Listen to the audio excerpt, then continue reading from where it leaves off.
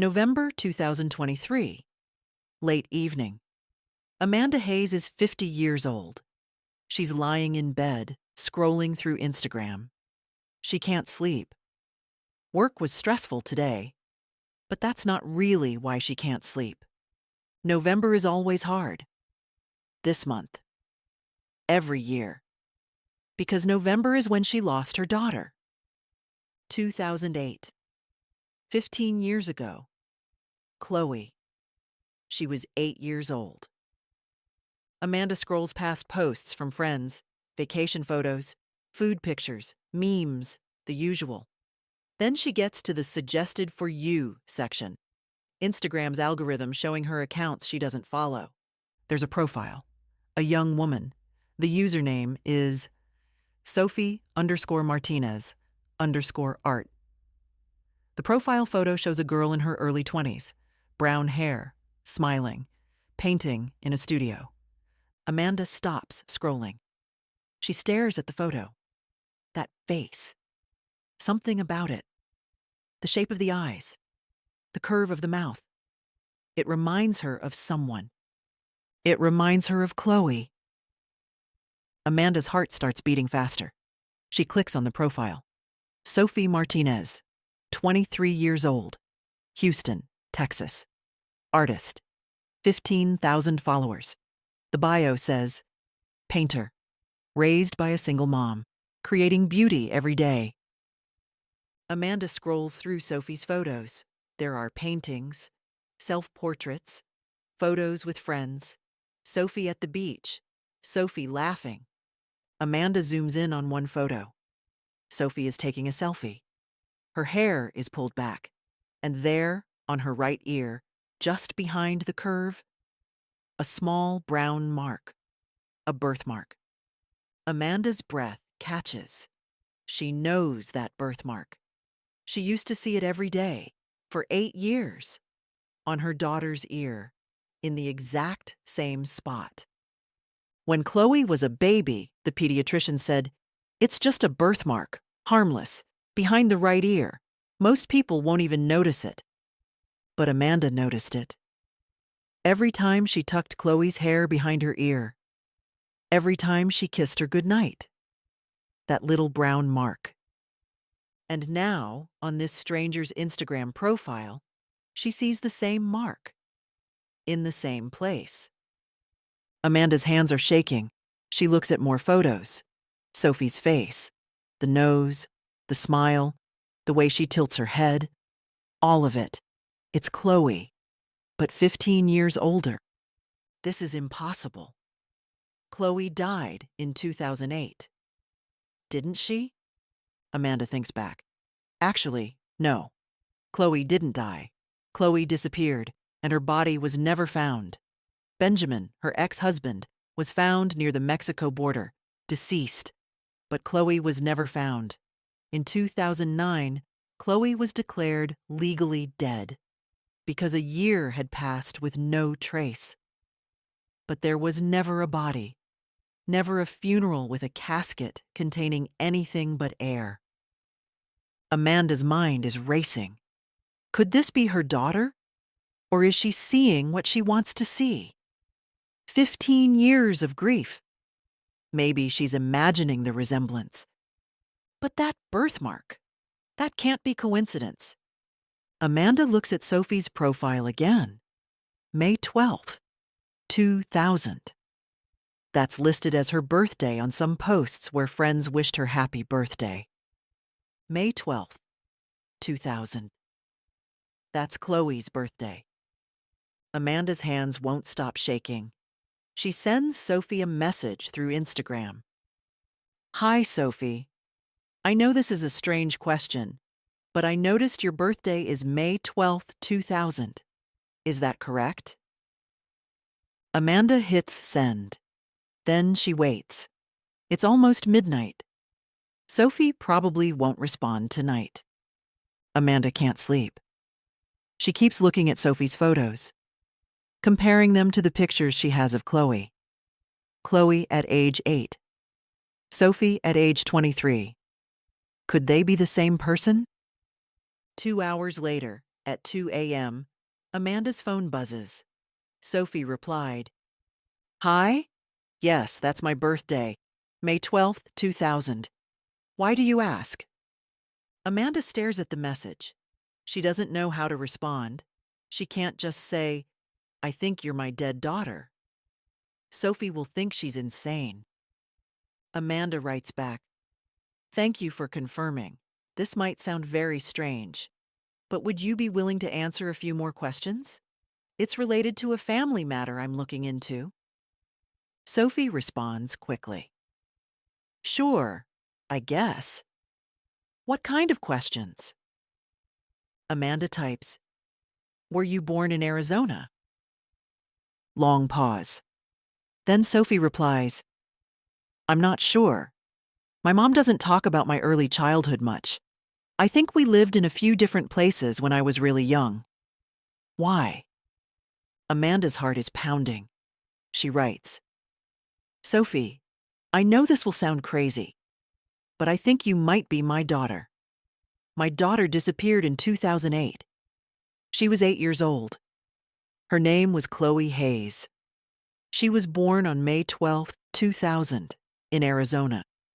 She had a birthmark behind her right ear, just like you do." No response. Amanda waits. 5 minutes, 10 minutes. Then Sophie replies, "I'm sorry, but I think you have the wrong person. My name is Sophie Martinez. My mom is Isabella Martinez. I've lived with her my whole life. I'm not adopted. She's my biological mother." Amanda writes, "Are you sure? Have you ever seen your birth certificate?" Sophie, "I don't know. Maybe. I'd have to ask my mom. But seriously, I think you're mistaken. I'm sorry about your daughter, but I'm not her." Amanda knows she needs more than Instagram messages. She needs help. Official help. She calls the FBI. The next morning, Amanda is at the FBI field office in Phoenix, Arizona. She meets with Agent Karen Mitchell. Agent Mitchell is in her 40s. She's worked missing persons cases for 15 years. Amanda explains everything. Chloe's disappearance in 2008. Benjamin's suicide. The search that found nothing. The legal declaration of death in 2009. And now, Instagram. Sophie Martinez. The birthmark. The birthday. Everything. Agent Mitchell listens carefully. "Mrs. Hayes, I understand how painful this must be. But you need to understand that sometimes we see what we want to see. Grief can make us recognize faces that aren't really there." "I know," Amanda says, "but it's not just the face. It's the birthmark, in the exact same spot. And the birthday, May 12th, 2000. That's not a common date to just randomly match." Agent Mitchell nods. "Okay, let me look into this. What's the full name?" "Sophie Martinez. She lives in Houston, Texas. Her Instagram says her mother is Isabella Martinez." Agent Mitchell types into her computer, searches databases, pulls up records. Then she stops. Her expression changes. "Isabella Martinez. That name is in our files." "What do you mean?" Amanda asks. "Isabella Martinez was interviewed in 2008, after Chloe's disappearance. She was Benjamin Hayes' ex-fiancée. They were engaged from 2003 to 2005. They broke up. Then Benjamin married you in 2006. Amanda feels cold. "Benjamin's ex? I didn't know that. Why was she interviewed?" "Standard procedure. We interview everyone close to a suspect. Benjamin was the last person to see Chloe. We investigated everyone in his life. Isabella was one of them, but she had an alibi for the weekend Chloe disappeared. She was in Texas. Multiple witnesses confirmed it. She wasn't considered a suspect." "And now she has a daughter," Amanda says slowly, "who looks exactly like my daughter, with the same birthday." Agent Mitchell picks up her phone. I'm going to need to make some calls. Within a week, the FBI contacts Sophie Martinez. They explain that there are questions about her identity. They ask if she'll voluntarily submit to a DNA test. Sophie is confused and frightened. She calls her mother, Isabella. Mom, the FBI wants me to do a DNA test. They think I might be someone else, someone who disappeared in 2008. Isabella's voice on the phone goes quiet. Then she says, Don't do the test. You don't have to. They can't make you. But Mom, if I have nothing to hide, why wouldn't I do it? Because they're harassing us. We've done nothing wrong. Sophie doesn't understand. She's never seen her mother this defensive, this scared. Agent Mitchell visits Sophie in Houston, explains the situation more fully. Sophie, we have reason to believe you may be Chloe Hayes, a girl who disappeared from Arizona in 2008. Your birthday matches. Your physical appearance matches, and there's a woman named Amanda Hayes who believes you're her daughter. Sophie is shaking. But I'm Sophie Martinez. I've always been Sophie. My mom is Isabella. This doesn't make sense. That's why we need the DNA test, to confirm or rule out the possibility. If you're not Chloe Hayes, the test will prove it. You'll have nothing to worry about. Sophie agrees to the test. A cheek swab. Simple. Quick. Results in a few days. The wait is agonizing. For Sophie, for Amanda, for everyone. The DNA results come back. Agent Mitchell calls Amanda. Mrs. Hayes, you need to sit down. What is it? The DNA test is a match. 99.9% probability. Sophie Martinez is Chloe Hayes. She's your daughter. Amanda collapses. She's crying, sobbing. Her daughter is alive. For 15 years, she thought Chloe was dead. And she's alive. She's been alive this whole time. Agent Mitchell continues. We've arrested Isabella Martinez.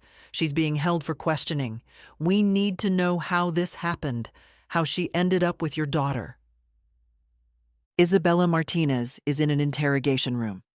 Agent Mitchell sits across from her. Ms. Martinez, the DNA test confirms that Sophie Martinez is actually Chloe Hayes, Amanda Hayes' daughter, the girl who disappeared in 2008. We need you to explain how Chloe ended up in your care. Isabella is silent for a long time. Then she starts crying. I loved him. I loved Benjamin. Even after he married Amanda, I never stopped loving him. What happened in 2008? Isabella wipes her eyes. Benjamin came to me. It was July 2008. He was desperate. He and Amanda were divorcing. There was a custody battle. Amanda was going to get Chloe. Benjamin said he couldn't lose his daughter. He asked for my help. What kind of help? He wanted to disappear with Chloe, start a new life somewhere else. He asked if I'd help him. I said yes, because I loved him. And I thought, maybe if I helped him, we could be together. The three of us. Me, Benjamin, and Chloe. Like a family. Agent Mitchell takes notes. What was the plan? We were going to go to Mexico, then maybe South America. Somewhere Amanda couldn't find us. Benjamin picked up Chloe for his weekend visitation, but instead of taking her back, we drove to the border. We had fake documents ready. We were going to cross. What happened? Isabella's voice breaks. Benjamin couldn't go through with it. Near the border, he broke down completely. He said, I can't do this. This is wrong. Chloe deserves to be with her mother. He wanted to turn around, take Chloe back, turn himself in. And? I panicked. I told him we'd come too far, that we'd both go to prison, that Chloe would be traumatized. Benjamin wouldn't listen. He got out of the car. He was crying, saying he'd ruined everything, that he was a terrible father. I tried to talk to him, tried to calm him down, but something happened. I don't know exactly what. It happened so fast. When I turned around, he was gone. I couldn't stop it. I couldn't save him. What did you do with Chloe? She was asleep in the back seat. She didn't see what happened. I didn't know what to do. If I called the police, I'd go to prison for helping Benjamin, and Chloe would go back to Amanda. But I thought, maybe this is meant to be. Benjamin wanted us to be a family. So I took Chloe. I drove to Texas. I changed her name to Sophie. I raised her as my own daughter. Did Chloe remember anything? She was 8 years old. For the first few months, she asked about her mom, about Amanda. I told her that her mom had passed away, that she was with me now, that I'd take care of her. Eventually, she stopped asking. She was so young. Children adapt. By the time she was 10, she barely remembered her life before. She became Sophie, my daughter. Agent Mitchell leans forward. You let Amanda believe her daughter was dead for 15 years.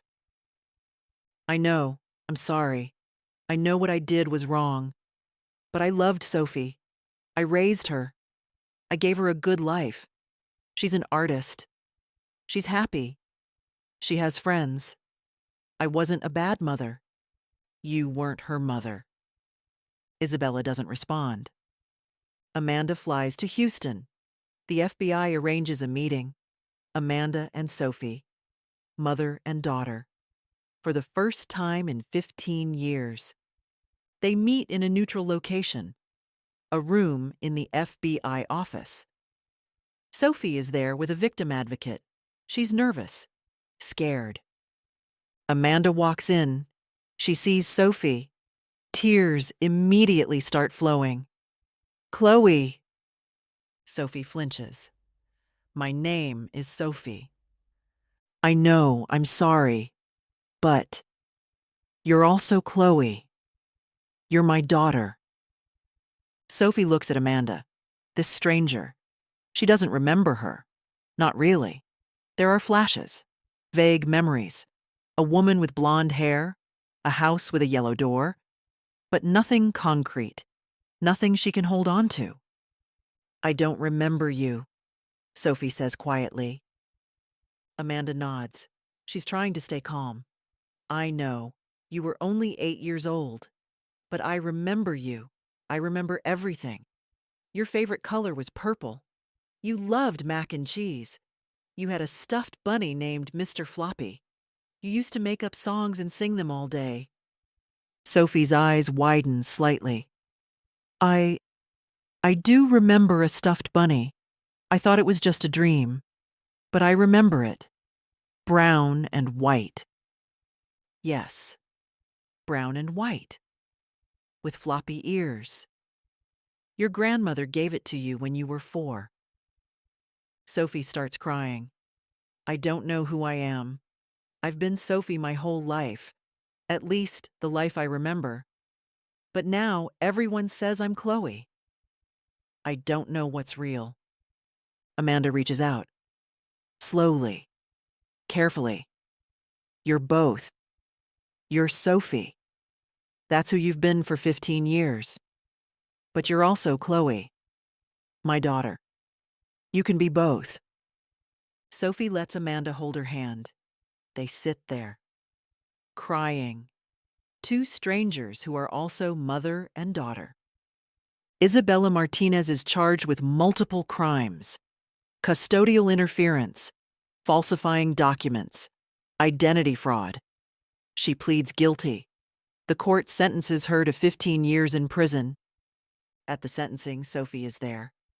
She stands up. She addresses the judge. Isabella Martinez raised me. She was the only mother I knew for 15 years. What she did was wrong. I understand that. But she also loved me. She took care of me. She wasn't cruel. She gave me a good life. I don't know if I can forgive her, but I don't hate her either. The judge nods. Your statement is noted, Ms. Martinez. Or should I say, Ms. Hayes? Sophie hesitates. I don't know what my name is anymore. It's now 2025. Sophie is 25 years old. She's legally changed her name to Sophie Chloe Hayes. Both names. Because she is both people. She lives in Houston still, but she visits Amanda in Arizona every few months. Their relationship is complicated. Sophie doesn't remember being Chloe. She doesn't have the memories of a childhood with Amanda. But she's trying. They're building something new. Not the relationship they had 15 years ago, but a new one. Sophie is in therapy. She's working through the identity confusion, the trauma, the anger. She's angry at Isabella for lying, but she's also sad. Because Isabella was her mom. For 15 years. That love was real, even if it was built on a lie. Amanda is learning to accept that her daughter isn't the 8-year-old she lost. Sophie is a different person, shaped by different experiences, raised by a different woman. Amanda can't get back the childhood she missed. She can't undo 15 years, but she has her daughter back, alive, safe. That's something. Sophie still paints. She's had several art shows. Her work explores themes of identity, memory, and belonging. One series is called Two Names, paintings of faces that split down the middle. Half one person, half another. It's how Sophie feels. Split. Between who she was and who she became. People ask Sophie, do you wish you'd never found out? Do you wish you'd stayed Sophie Martinez and never knew you were Chloe Hayes?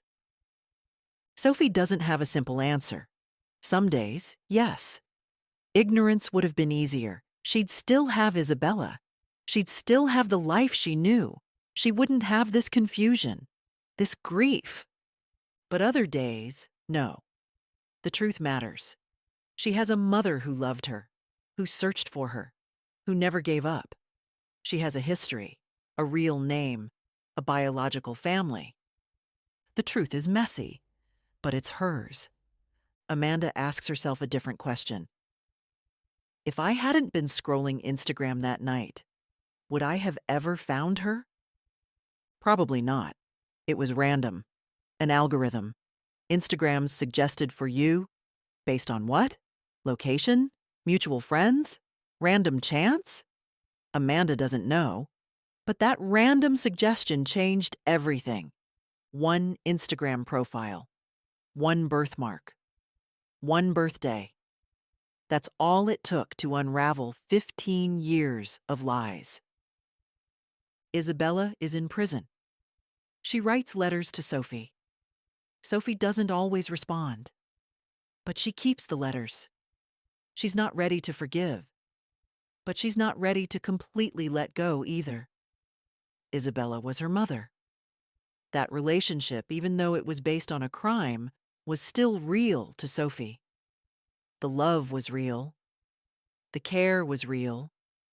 The years were real. Forgiveness is complicated. Truth is complicated. Identity is complicated. Sophie Chloe Hayes is learning to live with all of it. 2 names, 2 mothers, 2 lives. All of it true. All of it hers. And it all started with an Instagram scroll. A late night. A face in a photo. And a mother's love that recognized her daughter, even after 15 years.